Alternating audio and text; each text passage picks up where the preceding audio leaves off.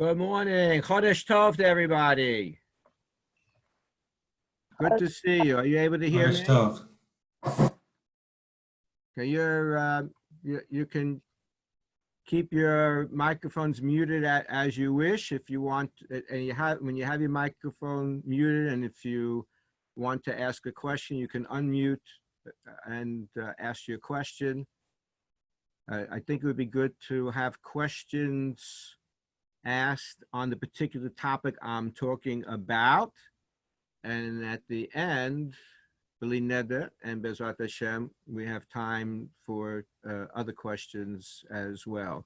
I see several people are signing in right now, so I'm just going to wait maybe 1 minute before we actually start.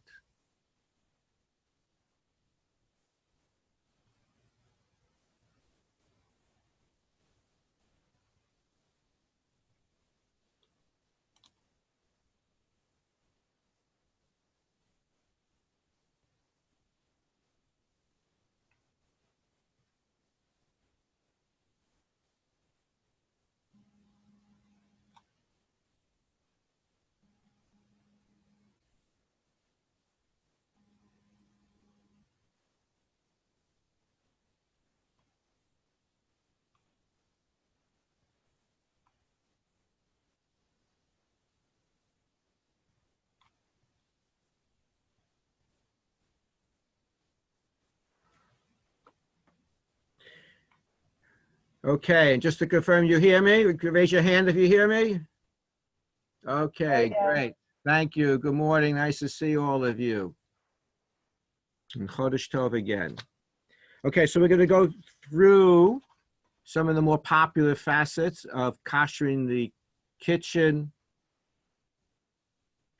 And one of the basic rules, I mean, the core rule for almost everything, short of when we're using, real libun with like blowtorch, literally blowtorch, which is not advisable for any of us to be using because it could be pretty dangerous. Self-cleaning oven gets to that same level of heat, but if you're not using that type of heat, then the general rule is that before you kasher something, it has to be cleaned. So that's that's our big rule. But we're going to start and follow the order of the handout. I don't know if you printed it out or not. You were welcome to print it out. Right now, it would appear to be a good summary of what we will talk about. And of course, you can jot down your own notes on it as well. So electric stoves, all of us in the village anyway have electric stoves. I know there may be some of you listening from other locations where you have other than electric stoves. So if you have those questions, you'll let me know. But for an electric stove, again, we're going to clean the stove top very well. And then rule number 2 is to wait 24 hours. We wait the 24 hours because after that amount of time, a vessel has a status of Eino Ben Yomo, which means it takes us out in almost all cases. It takes us out of the question being on the level of the Torah and brings us into a midrabanan, a rabbinic restriction, which would be easier to deal with if anything gets messed up. So clean well, wait 24 hours, and then we start our kashering process. If one has stove tops that have exposed coils, real coils that you can touch and maybe even move and lift up and clean underneath and things like that, you should burn the coils for 10 minutes. They should be red hot, burn for 10 minutes, but only do 1 or 2 at a time, because if you do all 4 simultaneously, you do risk the chance of burning out your thermostat or maybe even other controls. I'm only talking from personal experience. So only one or two at a time.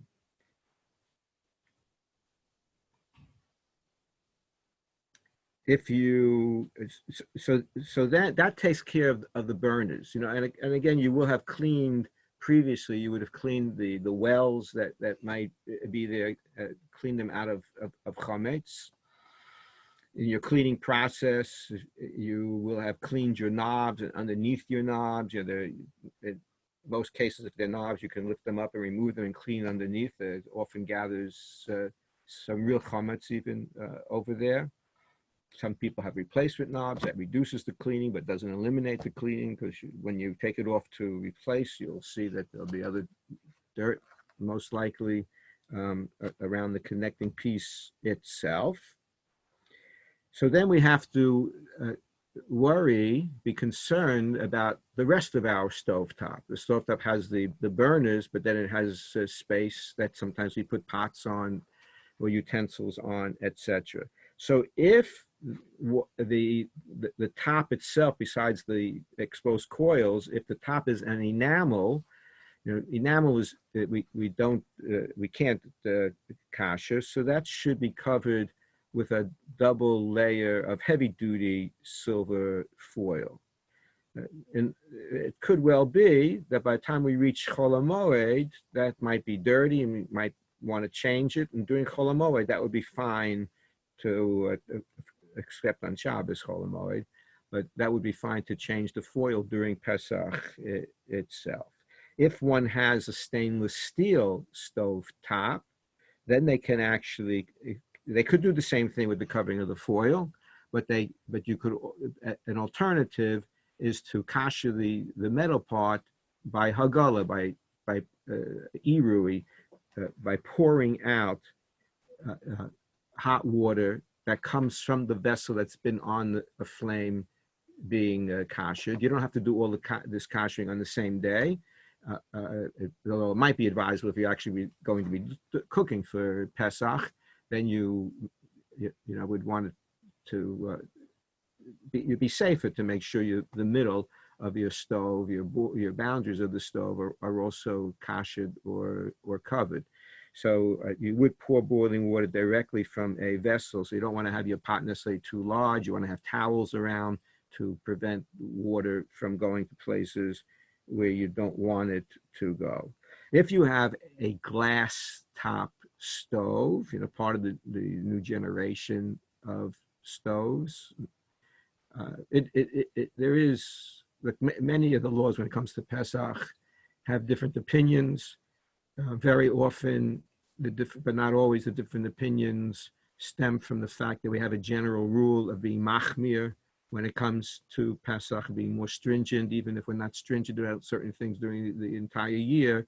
Comes to Pesach, there is a universal value of being stringent, but it doesn't mean we're obligated to be stringent. And we probably find that many people, many of us online might all think that we're stringent, but we're all doing different things and not the same in any one particular area. So stringencies have limits to them as well.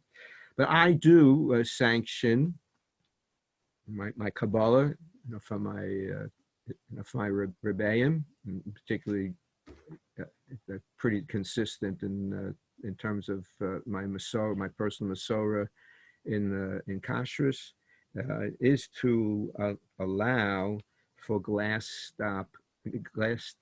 stovetops to be kashered.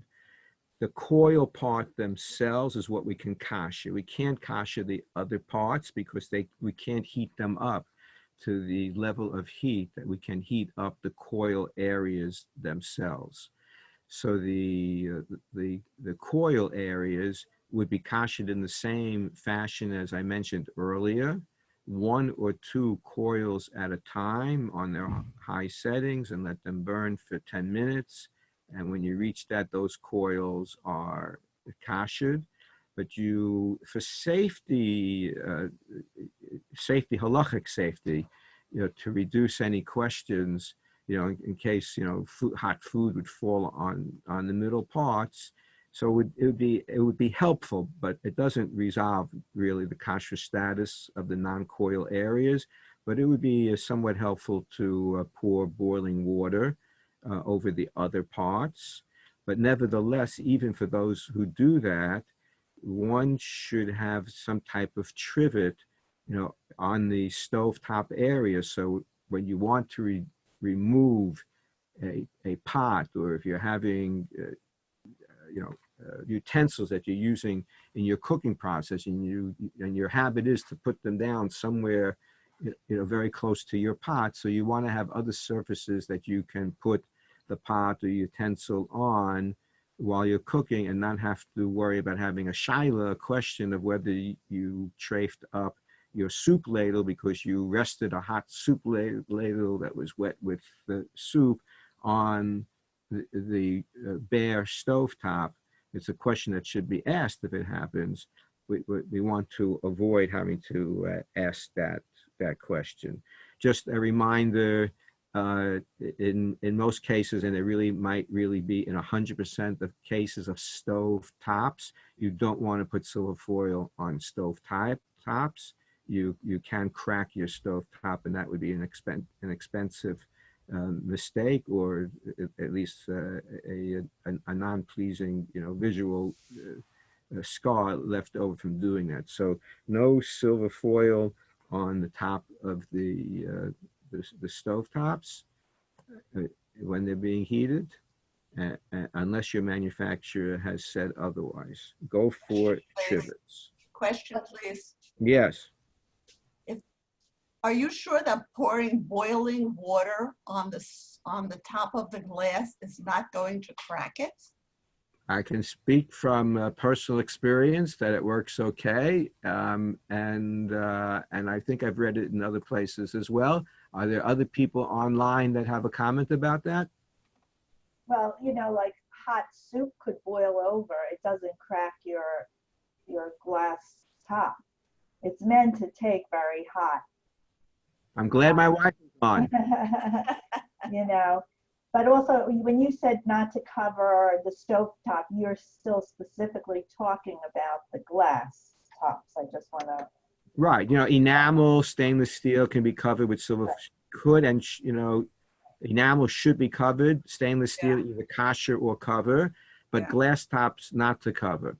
And when you're pouring the boiling water on it, you're not going to keep pouring and pouring and pouring. You're doing it like one spritz and then done, so it would be the same thing as if soup boiled over. Well, when you Kasher surfaces with the e-roux, you really should be pouring it, on all parts of the surface, but you can do sections at a time, and the stovetop is not such a large section. Again, you should have towels around it, but it should be a direct pouring of the water on the surfaces. Also, I'd like to caution people that since our stovetops are normally, not always, but normally, wedged in between the furniture. So when it comes to koshering the stovetops where you have extra heat, and koshering an oven that we'll get to next, is that it's advisable to pull the drawers open that are adjacent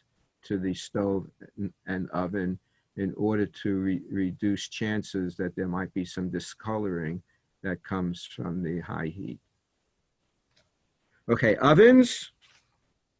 So if one has a non-self-cleaning oven, and I'm not totally up to date, but I understand that there are ovens that are called self-cleaning, but they're new generations of self-cleaning, and they don't really reach the temperatures of what the earlier versions of self-cleaning and probably the higher forms of self-cleaning are in that given oven. There are like light type of cleanings, and they generally don't reach the same level temperatures as the self-cleaning ovens. I would imagine, thinking this through right now for the first time, that might mean, it means you probably have a choice of going to a higher level of self-clean with a higher temperature, or you would have to treat it as an oven that without self-cleaning. So the self-cleaning oven makes cleaning easier, and it also will eliminate the step of the 24 hours waiting.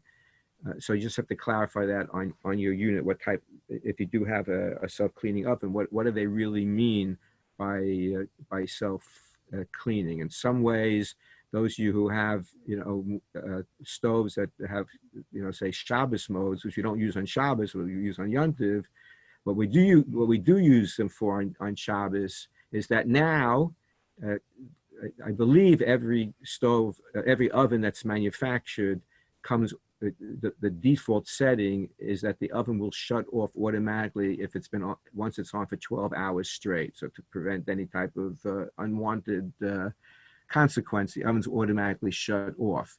On Shabbos ovens, so the lowest level definition of a Shabbos oven is that when it's in Shabbos mode, it cancels that automatic shut off. So it can run longer than the 12 hours. You might have to check whether there are limits to, like, whether it can handle a 3-day yontiv or even 2-day yontiv. Anybody know that as a general rule? Well, probably by now we would have figured it out from our own experiences, but I believe that most of the Shabbos modes means that they cut off the 12-hour limit for and it can run until you decide to shut it off. So that's the lowest level definition of a Shabbos oven. The higher definitions allow for certain adjustments on Yontiv. So please clarify that when it comes to the definition of self-cleaning, what it really means as self-cleaning. But when you have a non-self-cleaning oven, step number one, you clean it well, using the materials that are manufacturer approved for the surfaces of your oven. You wait 24 hours, and then you burn the oven at the highest oven temperature, which is usually 550 degrees, and you can leave your racks in the oven, and they will be kashered by that as well. If you have a separate broiler unit, many ovens have the broiler part of the oven cavity, and the advantage to that is that you have more room to get in and to clean. When you have a small broiler, on the bottom of the oven as a separate drawer, it is very, very hard to actually do a real cleaning of the broiler. But if you want to do that, so in many cases, it would be good just to do a cursory type of cleaning to make sure there's no real chametz, that could be, perhaps accessed during Pesach. You want to make sure it's clear of obvious chametz and then just not use it on Pesach.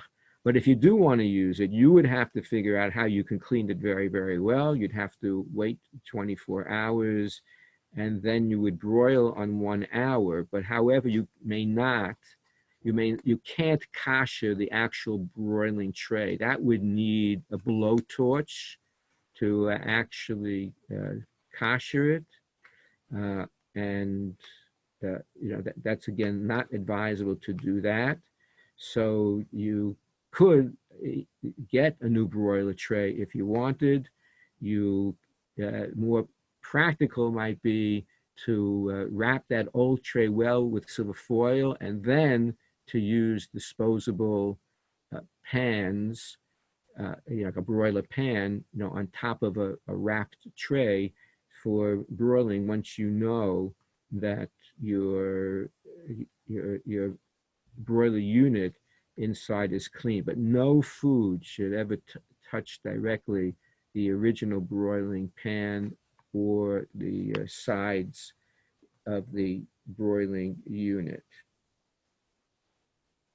A continuous clean oven must be treated as a non-self-cleaning oven. And again, to be careful what type of cleanser you use on it, that it meets manufacturer's specifications to avoid any damaging of the surface. When you have a self-cleaning oven, what is required is to, inspect it. There may, when there is physically removable things that you can, clean out, or if there's, obvious chametz that somehow is stuck, onto the wall or the bottom of the oven, take that out.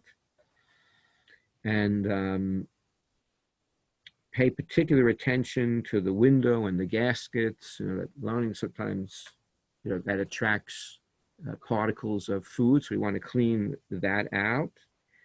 And then, once it's clean, then you can run a traditional self-cleaning cycle that reaches those high temperatures. You may include your racks, but if you do, the racks you'll probably become discolored. So if your racks are already discolored, you don't have much to worry about. But if you still have shining racks and you want to keep them that way, then you should take the racks out of the self-cleaning process. You can then later on heat the oven for an hour on 550 and kasher the racks. There is advice shared that if you want to make it a little bit easier to remove the racks after you have gone to that high cleaning, especially the self-cleaning level, that if you coat them with kosher Pesach, olive oil, that it makes it easier to remove. The racks that I mentioned could be, if you kasher them separately, you would have to clean them physically, let them stay for 24 hours, and then put them in the oven for an hour at 550. Warming drawers, again, an area where there are differences of opinions, but warming drawers you can clean out well. Let them be 24 hours not being used, and then burn on whatever its highest temperature is, sort of following the principle of we kasher the way things could become not acceptable. What sometimes we're dealing with treif, here we're dealing about kashing from chametz to Pesach, to kosher Pesach. So you could burn the warming tray on its highest temperature for let's say for 2 hours, and then that could be, you could use that for Pesach. You can, in a similar fashion, if you have a warming spot on your glass top stove, so that warming spot doesn't reach as high temperatures, it's not going to turn red hot as your other embedded coils are going to turn red hot, but you can heat that on its highest temperature for for an hour, and that would be good. Hot plates, again, clean them well, let them stay for 24 hours. If the surface allows to be covered with foil, that would be good. Again, more of the modern ones may not allow being covered with foil after kashering, but clean, let them stay for 24 hours, run it on its highest temperature for an hour, and of course just put, have food, wrap food or a vessel that you're putting on, not to put the food directly on the surface of the hot plate. Microwave, ovens. Any questions on up to now in the topics that I just covered? I think you have a few questions in the chat. There's one. Oh, yeah. Now you. Thank you. Okay. Can you handle those for me? Let's see. So, what's the chat? The chat. It says Sharon has a question. 550. Right. I see. Right. So self cleaning. If you're dealing with temperatures that I think I would recommend 2 hours on the self cleaning, or more. If you're talking about wanting to do it for less than 2 hours, let me know. Probably because if you're not letting the oven stay for 24 hours, so my recommendation is 2 hours on self cleaning. If you're willing to let your oven, if you have the time to let your oven stay, So self-clean it, physically clean it, and then run it through a self-clean oven cycle. Let's say if you want to do it only for an hour, and then stay for 24 hours, and then run the second self-cleaning after 24 hours. But if you want to skip the 24-hour stage, then self-clean for at least 2 hours. When you're doing an oven at the 550, 1 hour at 550 after the oven has stayed unused for 24 hours. Second question, does a brand new electric glass water kettle have to be toveled? In general, let's say do not immerse in water, caution. Yeah. In general, we immerse electric vessels only, up to and not including where the electrical components go. That's what we generally practice. But I do want to come back.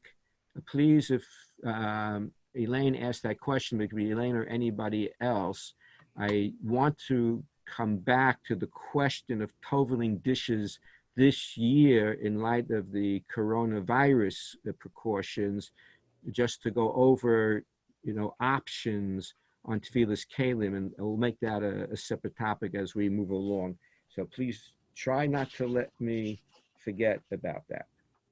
Okay, we're going to go to Kasher microwave ovens. Again, step number 1 is clean thoroughly. Step number 2 is wait 24 hours. And then step number 3, is maybe the hardest part, depending on how clean or dirty your microwave was. But the actual kashering is, well, just go back. In the cleaning part, make sure you clean everything, not just where you put your, the bottom of it, but the sides, at the top of the microwave oven. Look at the fan part, the venting part of it to see if there's any chametz that might be there, or it might be harder to have removed than on normal, cleaning fashions. You really got to get it clean. And then after waiting 24 hours after cleaning it, the glass tray can't be kashered. Some people get a new tray. If one doesn't get a new tray, you could make your own substitute tray with a piece of styrofoam. If you don't already have that styrofoam from previous years, I would not advise you making another trip to a store to get it. I mean, if you could order it online, that would be good. But I would discourage shopping this year when it's not necessary, just to limit to necessary shopping. And I encourage you to ask me questions about that. Certainly near the end, Andrea with Malcolm Morris's cooperation was scheduled us for a half an hour longer than the session normally takes. So we have room for questions. And I think this year there should be more questions than normal. So we want to get back talking about buying new vessels, or if we have vessels that were that were previously purchased but never toveled, and we have a note on them reminding us that we have to tovel them before this coming Pesach, to discuss how we can do that, and to again reinforce the recommendation, and it's coming from many sources, to reduce unnecessary shopping in general. Just stay away from more public places. It would be nice if we could support places with online purchases, food and other things, that we want our stores, vendors to stay in business, but we don't necessarily want to be on premises. Anyway, with the microwave, so we're not going to be able to use the glass tray as normal. Eventually, the glass tray itself in the microwave, if it was used for chametz, should have boiling water poured over it, but not used directly without being covered. You can cover that. You can cover it with cardboard. You can cover it with saran wrap. You could put another vessel, a big paper plate, on top of it, just to have another barrier between what we're preparing for Pesach and that original plate itself, some type of barrier. what we want to do in terms of koshering, the koshering process, the microwave, because the microwave, may create, steam. It creates, heat in the item that, could generate steam. So our koshering in this case is by steam. Take a styrofoam cup, fill it 2/3 of water, bring it to a boil in the microwave, and have the cup more towards one side of the microwave, because you're going to repeat the process. Have the cup, once it's boiling, to keep it going for 10 minutes so it fills up with steam. And then when that cup cools down and it's safe to handle, be cautious here. That's why the recommendations are for styrofoam and not for a ceramic a cup, because there've been some cases where the ceramic cup can explode, shatter. So when the styrofoam cup is safe to handle, take it out. Get a different styrofoam cup, because I think eventually the styrofoam cups will, start to turn brown or burn. So I think it's best to take a second cup, again, fill it 2/3, and repeat the process, but on the other side of the microwave, letting it fill up with steam, and then the microwave oven itself will be kashered. Any questions on that? If you have metal grates in the microwave oven, you should remove those before koshering the microwave. Clean them, wait 24 hours, and then also pour boiling water over them. Or if you have a large enough pot, then you could stick them in the pot. Even if you have to turn them around, you can do koshering in stages. When we have to tovel, when we have to immerse a new metal or glass vessel in a mikveh or a qualifying body of water, that has to be a simultaneous immersion. So that even if someone's holding on to something, they'd have to let their fingers go for a second in when we tovel in cool water, to make sure that simultaneously the water is touching all surfaces. But when it comes to koshering, you can kosher in segments. What about convection microwaves?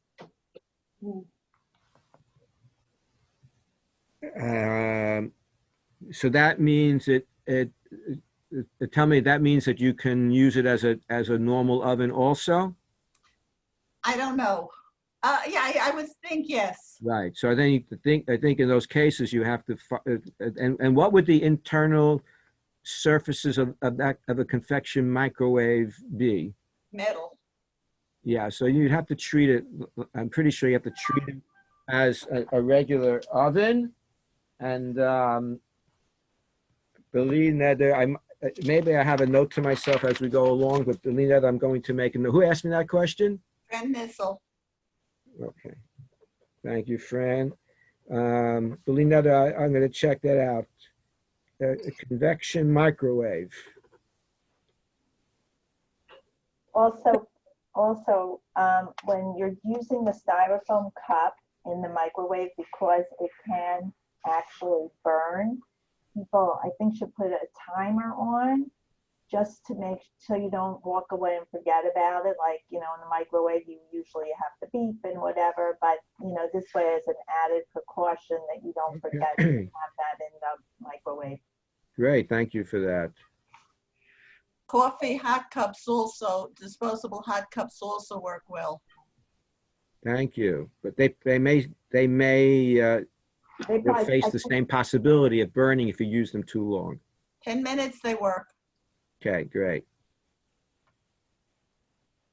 I'm jotting a note for myself. You excuse my silence. You also have a third question from Karen on the chat.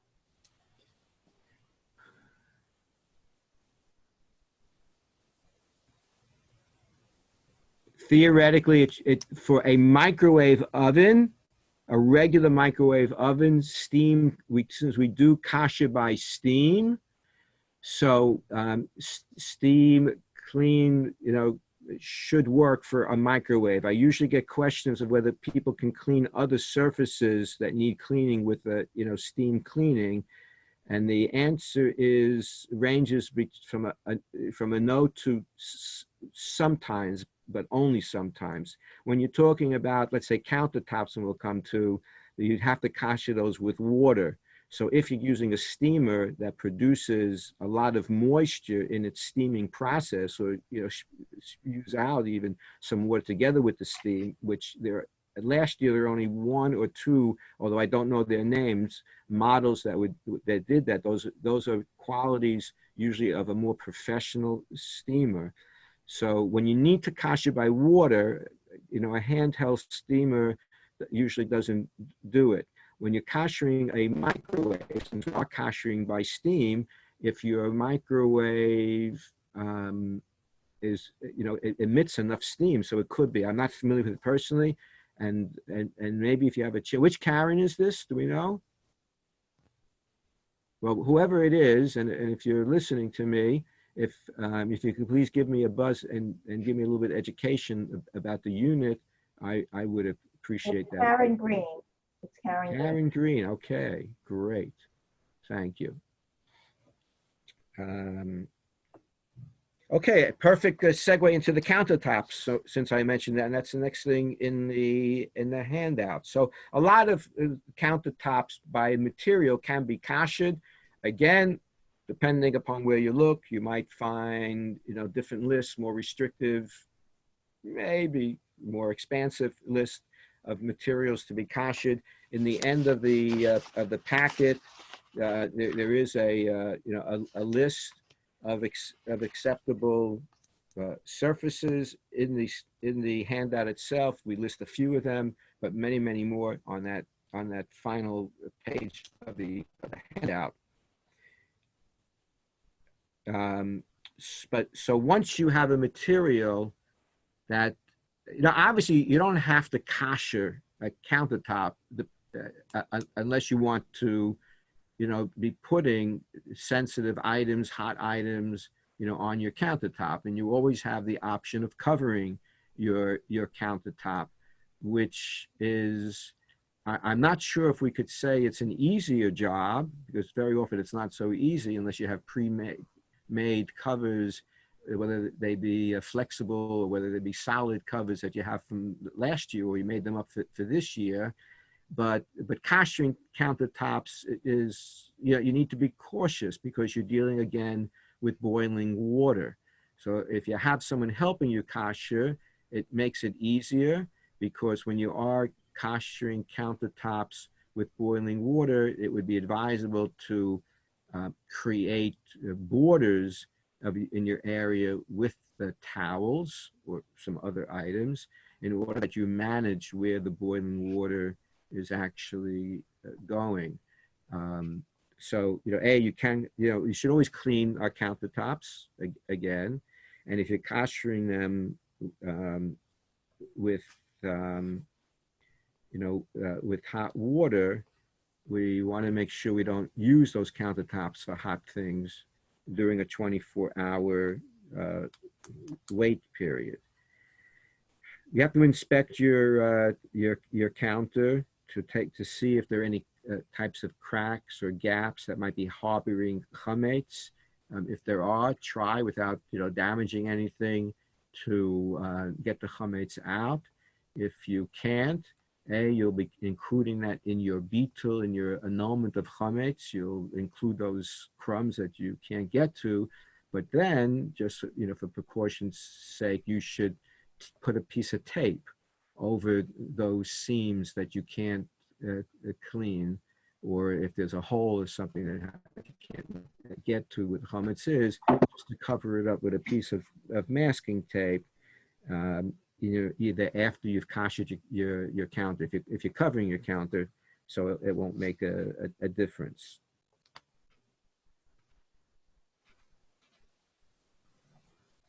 And again, on those, once we have that it is clean, that it's a surface that can be kashered, we're checking our list.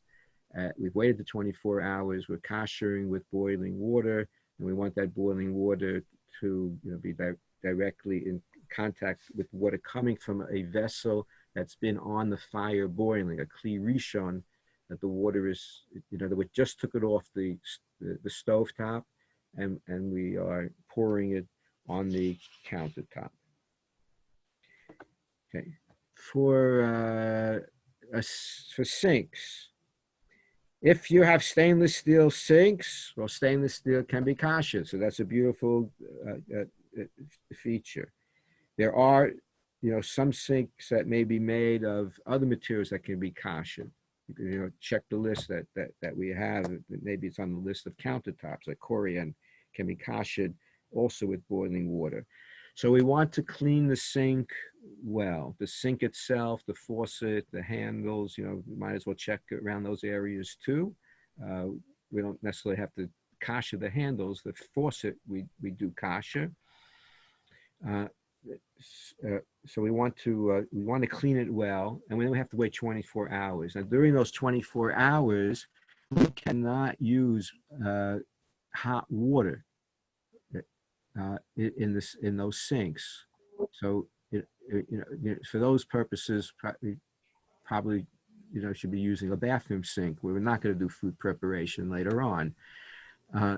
So in order not to set us off schedule, either put a sign on by your faucet. If you have separate handles for hot and cold, then put some kind of sign over the hot or a piece of masking tape over the hot water faucet, so it reminds you, if not actually prevents you from turning it on.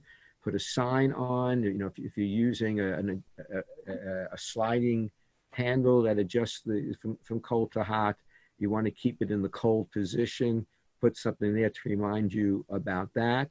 Or you can, if you're physically able to reach your hot water valve that's usually under the sink, if you can close the hot water valve, so that would be another way.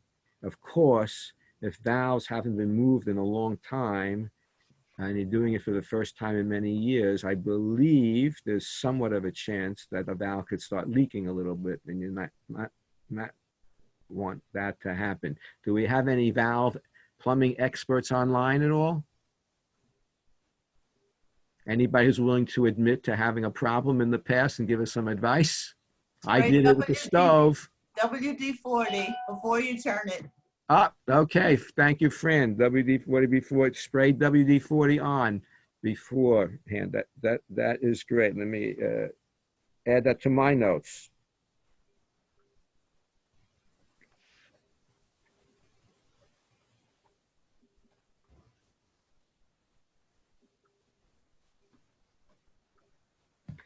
Excellent. Thank you. Okay, so when you are pouring that boiling water on, again, you by definition, we're kashering the sink in sections, but it might, you want to use a vessel that's not too large again, because you want to be able to have control of that pot that you're using. So you might have more than one pot, maybe two pots. Again, you don't want to use too many burners at one time, but you could be using two burners at one time and have two smaller pots filled up with water to make your job easier. And you can use a chametz pot, can't you? If you haven't used it. Yeah, so a pot that obviously is clean and has not been used in 24 hours or more. Then you could use a chametz pot to kasher, yes. So you pour the hot water over the areas of your sink. You should start with the faucet, and you could stick, you could raise your pot, up so that the real spout of the faucet goes into that pot of water. If you have a hot, instant hot tab on your sink, pour hot water over that, and then careful, maybe use at least a napkin or a towel, turn on the instant hot to have hot water running through it. And actually, instant hot, can they stay running instant hot without you having to hold them in the open position? Anybody? Well, at some point, you want to start by if the Instant Hot stays running, turn it on and let the hot water be running out of that spout, and then pour hot water over it. If it doesn't stay on, pour boiling water over the main hot water faucet, and then take the pot and put it underneath to get that area as well. The sink drain, usually better to change it. If not, you have to clean it well.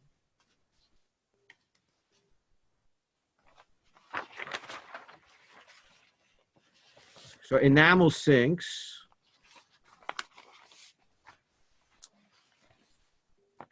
Enamel sinks, enamel can't be kashered, so you want to clean it well, and let it stay again unused with hot water.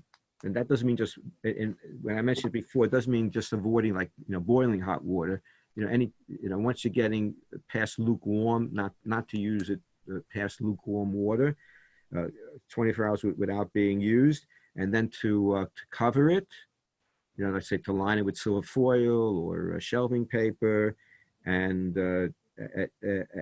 those things often don't stay so well. So then, really, one should use sink pans. In a sink that we can't kasher, one should use dish pans in the sink itself.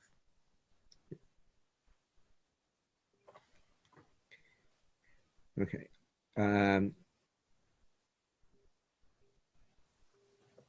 You have in the handout on page 4, you have the details about kashering, by hagala, by boiling water.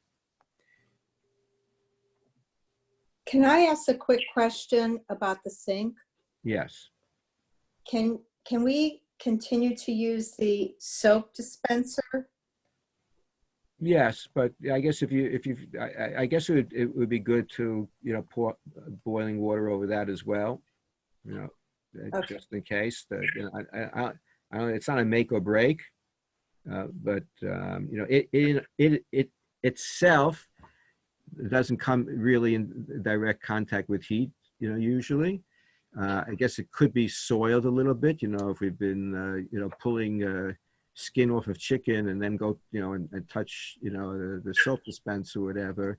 So once we're kashering, it probably be a good idea, but at the very least it should be cleaned with soap and water at the very least. Thank you. Just making a note of that too. Good question. So we're gonna keep this form up and getting more good points this way than in class sometimes. So it'll be a longer class next year, God willing.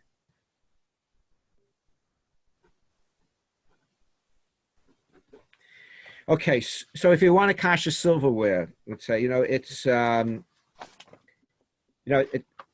when it comes to forks in particular, it's not necessarily an easy job, in cleaning them, because again, our rules are for kashering things like this, you have to clean them well. And I'm not talking about getting the antiquing, out of the designs on, on silverware, itself. That we don't have to worry about. But we do want to make sure that there's no chametz really, on our utensils. So we have to clean them. We have to inspect them and see if they need to be cleaned. The tines on forks are included. So that could be a sensitive area. And if one has a pattern of silverware where there are holes in it, one has to inspect them to see if we've been keeping them clean all along or whether they have to be cleaned. And if they need to be cleaned, one way or another, whether they need to be cleaned specially, which we usually do before Pesach, before kashering for Pesach, but they have to be unused for 24 hours. So if we used, let's say, some silverware last night for a hot meal, and or we wash them, with hot, and we washed them well, so we made sure they were clean. And you want to start your kashering right after this class. You can't kasher those because you haven't waited the 24-hour period yet. So you need to make sure they're clean, unused, for 24 hours before we kasher. You have a boiling pot on the stove. Again, and anytime you have hot things on the stove, always be careful. Your water needs to constantly be boiling for hagala. So you're putting in, it's often advisable to do one item at a time. Certainly when you're talking about bigger items, not to load up the pot, but all surfaces of what we're kashering need to be reached by the hot water. It doesn't have to be done all at one time. Let's say if you have a long serving fork that's bigger than your pot, but if you put it, the fork part in, the tine part in first, and that does a little bit more than half, and then you turn it around when it's cool enough for you have a towel and you can handle it, and you do the handle part of that long fork. So that's okay for kashering, not for toiling, but for kashering, that's okay. But you have it boiling, you're putting your items in, and you have to monitor to make sure that the boiling has not disappeared, because when you put cold things in, room temperature things in, it absorbs some of the heat. So it's possible sometimes that it might take a little bit for things to reboil. So you have to monitor that. It literally should be boiling water, and you should have some type of instrument that to safely take the items out of the boiling water and to immerse them in a pot of cool water, or to have a nearby faucet where you're rinsing them off right away in cool water. The pot that you use, as I mentioned before, it can be a chametzdika pot, but of course it has to be clean and unused for 24 hours, and then you can use it for the kashering, and you won't find everybody agreeing with the following, but you do not have to rekasher the pot afterwards. You've put the clean items in the pot for the boiling, and after you're finished, if you were using a pesadika pot for your kashering, you can use that pot pesadik, afterwards. Just rinse it out from the boiling, from the kashering process itself. When you're putting those items in, obviously to keep that boiling on, it means that your flame is on, keeping the boiling going. Now, in previous years, the ORB, in cooperation with the JCC here in Boca, did have a communal kashering program.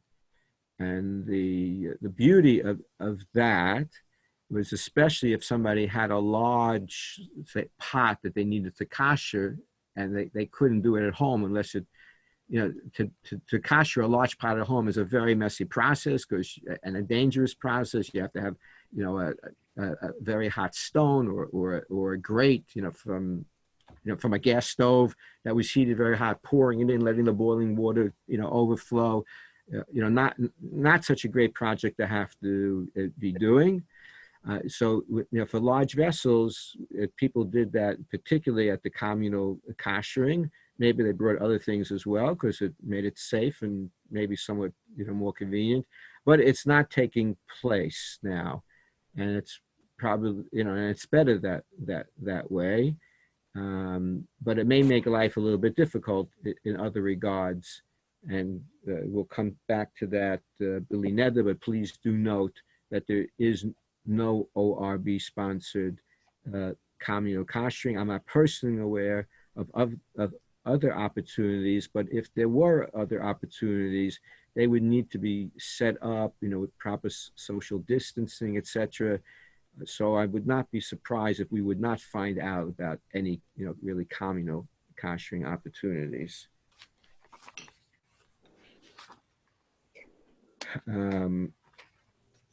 Okay, refrigerator.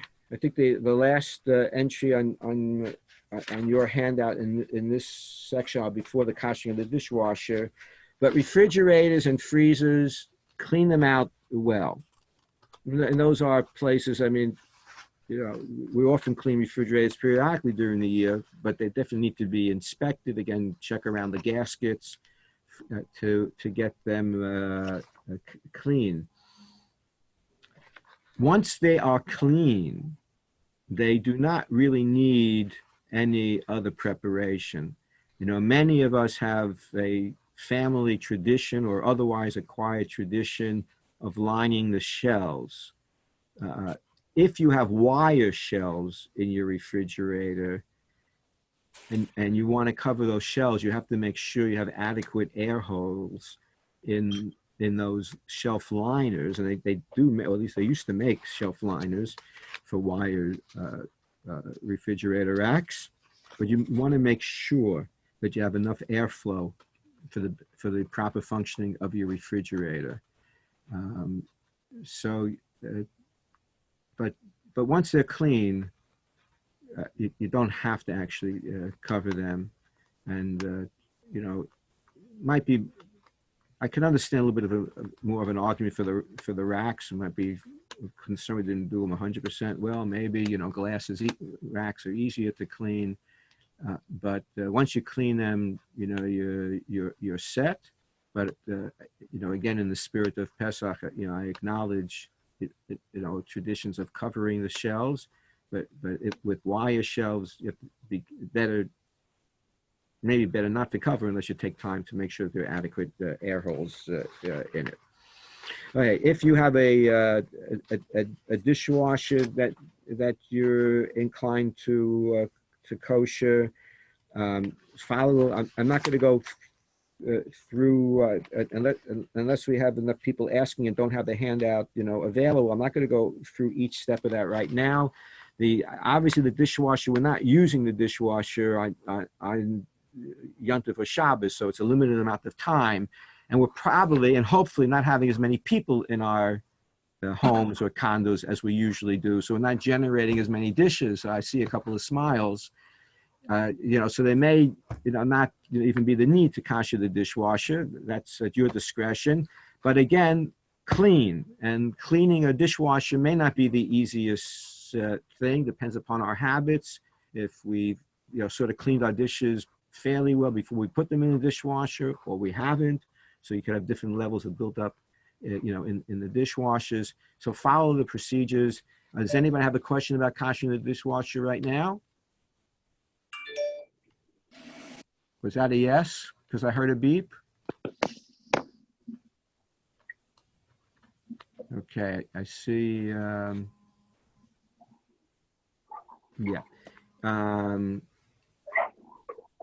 Oh, excuse me. I answered this line by mistake. I'm actually in the middle of an online class. Is it possible to call me back in a half an hour?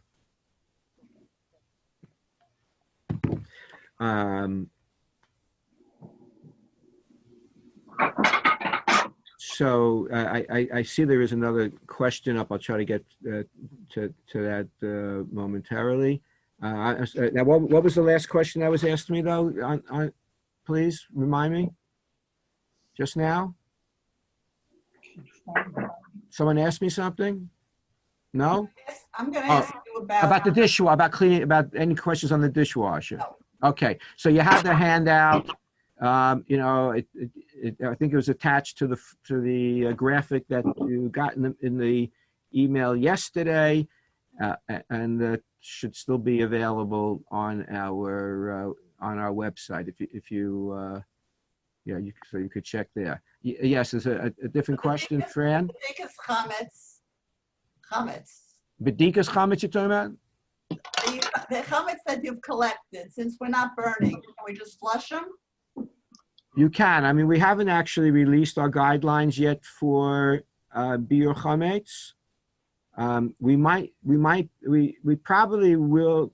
There's a good chance that we will provide a modified option for burning a minimum amount of chametz. and destroying chametz by burning is the highest level, and it's preferred to fulfill that mitzvah on Erev Pesach.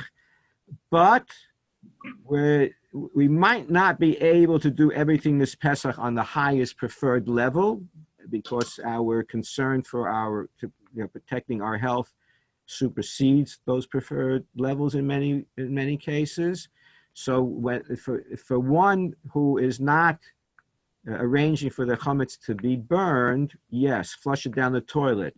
But please, let me talk a bit about bedikas chametz. Number one, the purpose of bedikas chametz is to search for and ascertain, verify that there is no chametz in our possession of which we are not aware.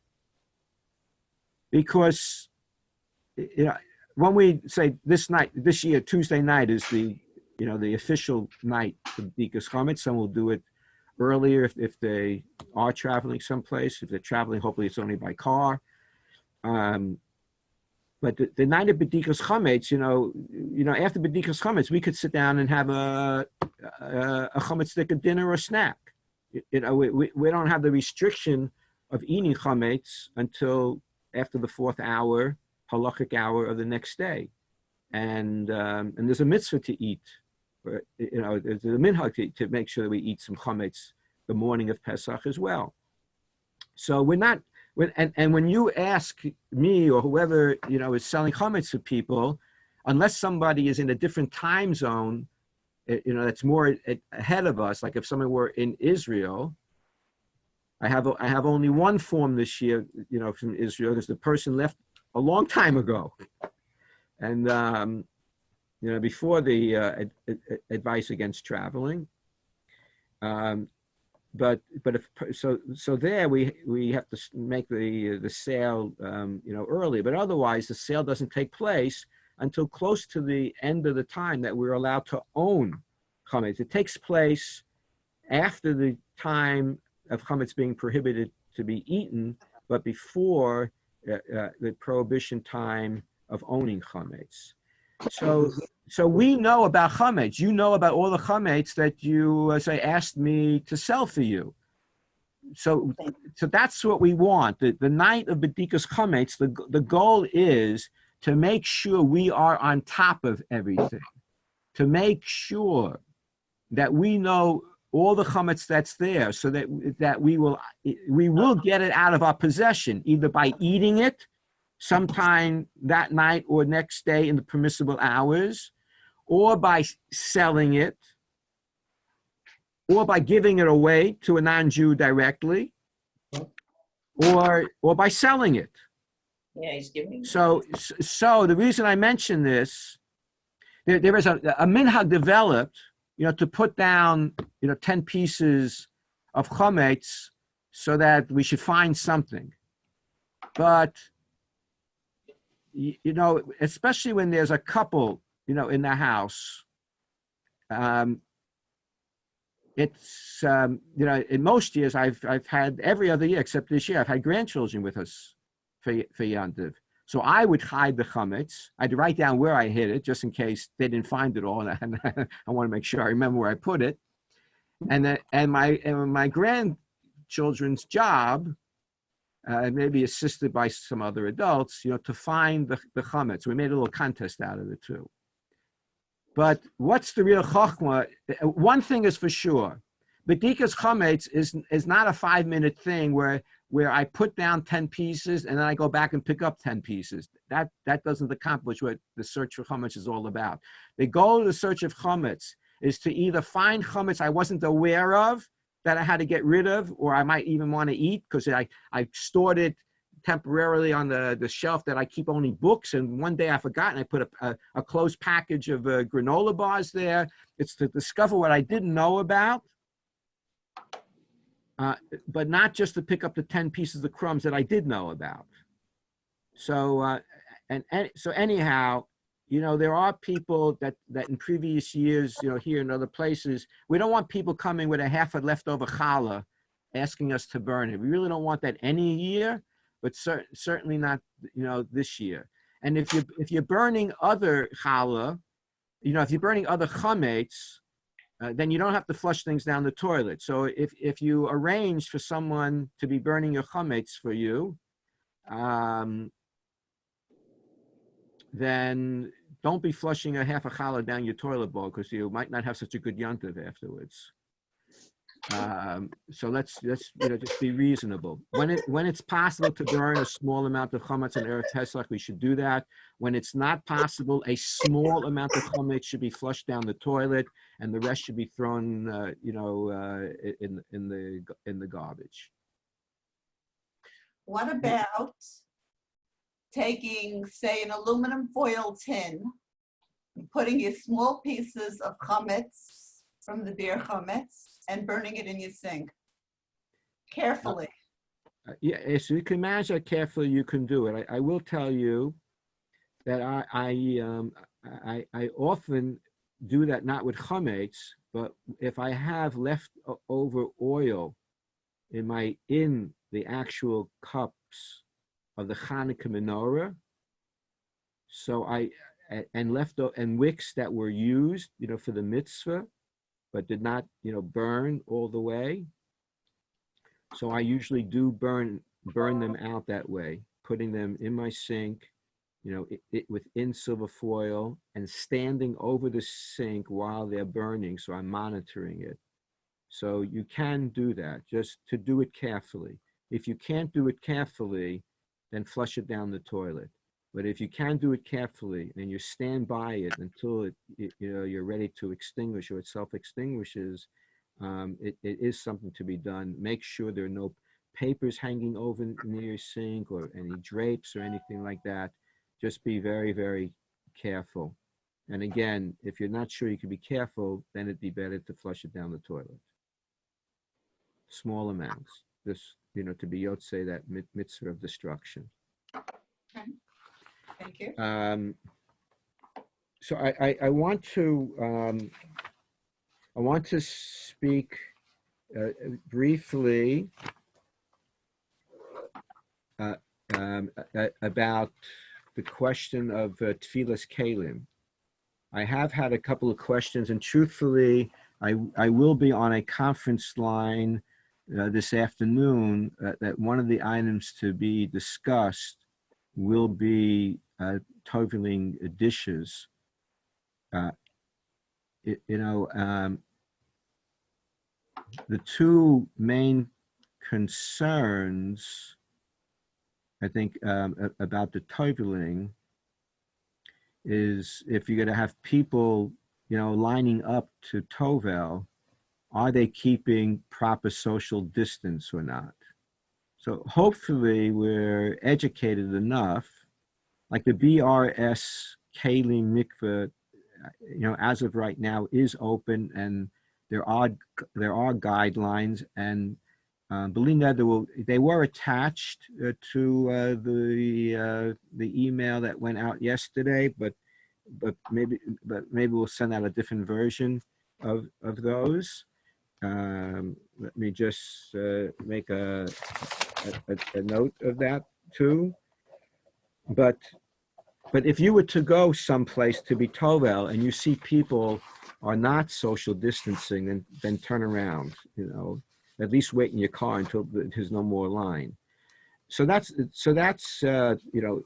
one concern. I did speak to Rabbi Dr. Shabtai at BRS, or had a email correspondence with him, and the water, is treated with chlorine in the Kalim mikveh at BRS.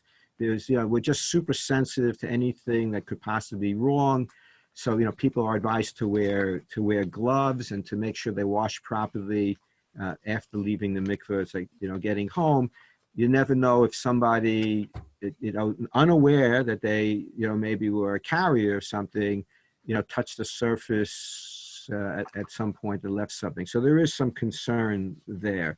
If one follows the guidelines and there is social distancing, then going to the BRS mikveh, is fine. There is also the option of using the lake. just one has to be careful about the lake. Just one always of being cautious, since there's always the chance that there could be an alligator or two in the lake. So we don't want to be in the presence of such an animal. I know that some of our members over the past years, although not so recently to my knowledge, have seen alligators in the lake or on the grass. I personally have not, but we always need to be aware that that's a possibility. And then just physically how we get to, if one goes to the dock and has a basket that they could lower on a string, now the water level is lower in the lake, so it's in some ways easier. You may be able to get down low enough and just be in a very maybe in an area with just a little bit of water, so wear appropriate footwear for that. But you can tow in our lake, and it probably won't be crowded at any given moment. And you have a lot of distance that people could spread out around the lake. They don't all have to be going to the same place to be towable. So that is an option. There are some other options which are unusual and only should be used under extenuating circumstances. I'm not going to go into now, but if it appears after my further investigation that we need to be looking at those other options, then then I will distribute it by email, Belinda.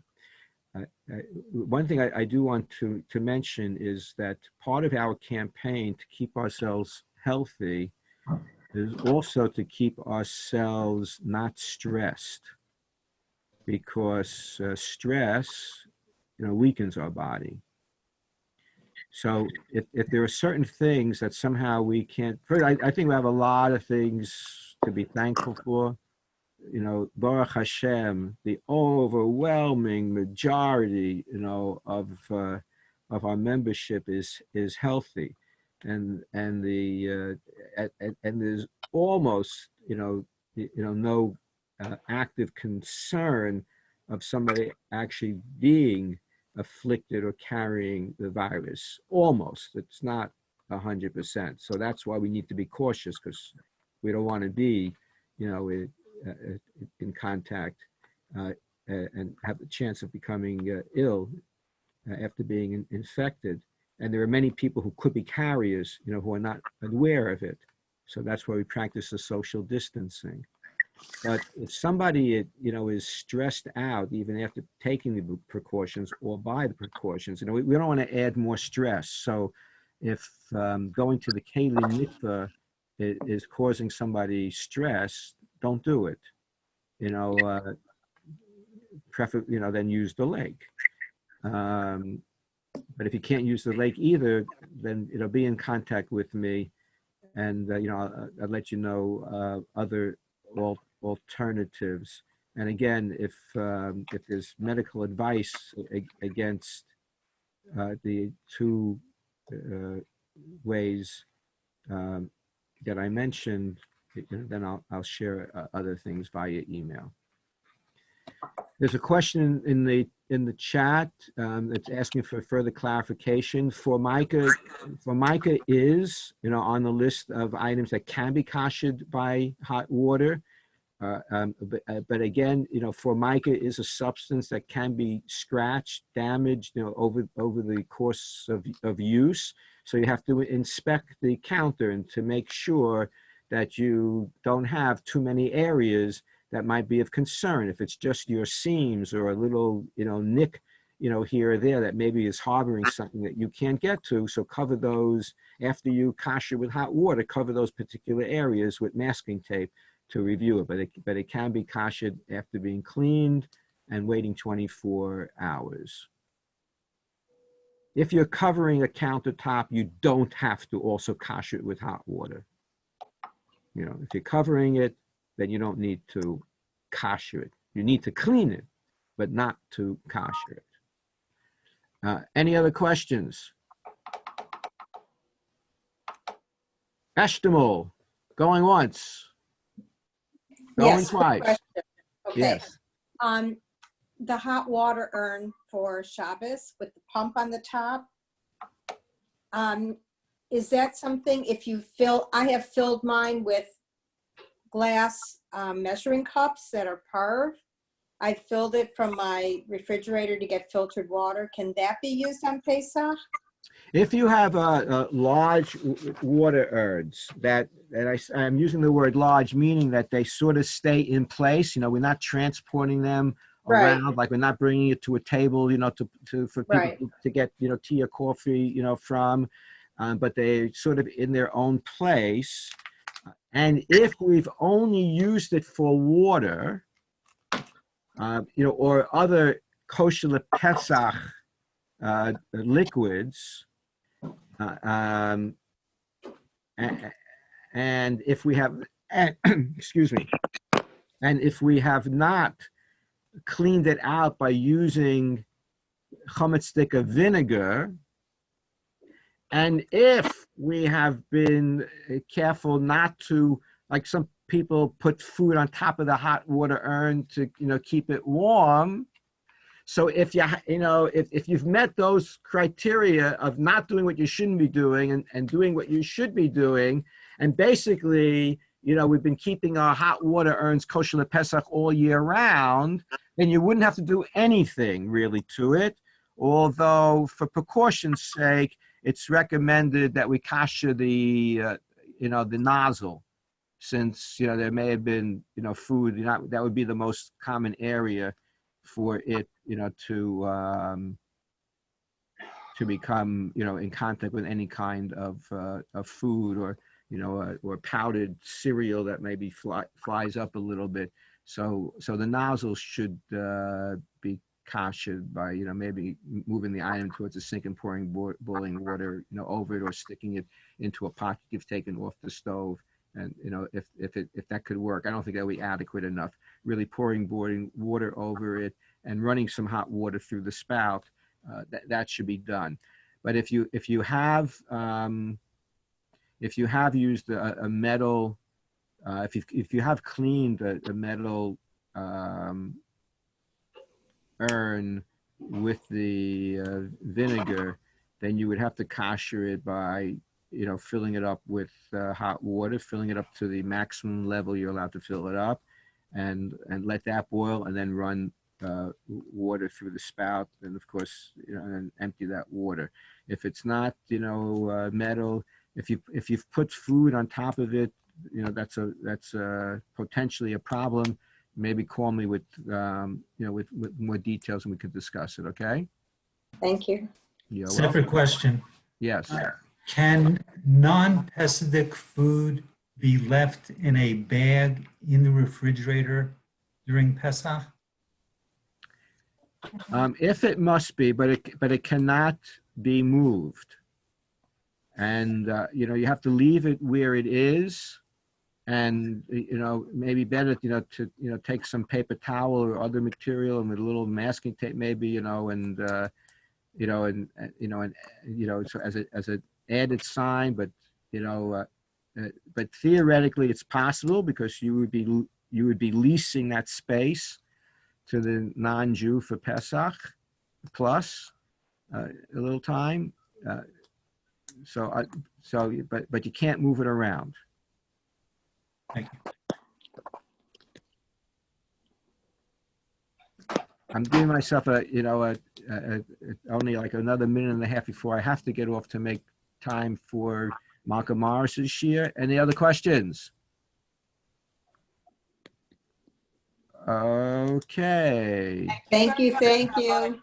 Thank you for joining us. Please, keep on checking the bulletin, the website, for other classes and opportunities that are available online from us. And of course, there are thousands of opportunities on the web for Torah learning. We will be having our Kabbalat Shabbat tomorrow afternoon at 6:30, as we did last week. This week, our chazan is Rabbi Yosef Kane. Look forward to greeting many of you at that time. Our Kabbalat Shabbat goes through Lecha Dodi with the intention that we're not accepting Shabbat until we say Mizmor Shir, and that would be after we put away our electrical devices and are ready to do Makabel Shabbos. So join us then if you're interested. Have a Chodesh Tov and a beautiful month ahead, and always focus on what's going right in our lives and all the brachas, the blessings of Hashem that we do enjoy, and we'll all be good for it. Thank you, and Kodesh. Thank you. and your Have a family. great day. Bye. Bye. Thank you. Thank you. Yep. You're welcome.